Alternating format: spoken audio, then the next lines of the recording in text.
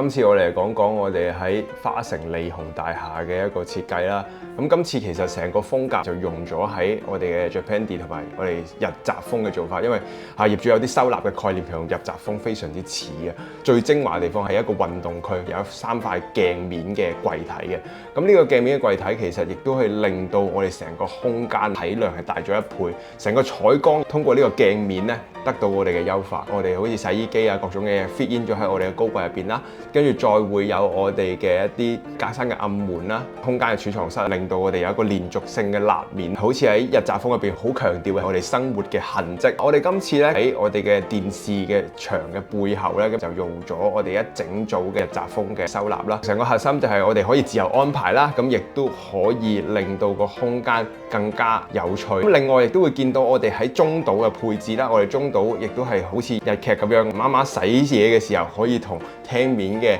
屋企人去傾偈，所以我哋將我哋嘅呢一個水槽位置咧就放咗喺我哋喺廚房同埋客廳之間嘅中島入邊啦。成個空間將我哋嘅 Japandi 嘅客製啦，同埋我哋日雜風嘅生活痕跡咧，好好咁融入喺我哋嘅設計入邊。我哋想控制喺一個預算上面去做啦，成個設計上面冇去做好多誇張嘅飾面板或者形體啦，我哋更多嘅係將我哋嘅形體本身修正，好似我哋喺呢個日雜風收納區上面嘅呢條燈帶啦，同埋我哋喺電視牆嘅一個油漆處理啦，同埋我呢個運動區嘅一個地墊嘅佈置啦，咁其實就通過我哋呢啲好簡單嘅，去令到成個空間透視感或空間感得到加強。咁我哋遠日空間，我哋下次再傾。呢個暑假你去旅行，我嚟裝修。2026暑期旺季裝修預約開始啦，快啲嚟揾我哋預約免費量尺啦！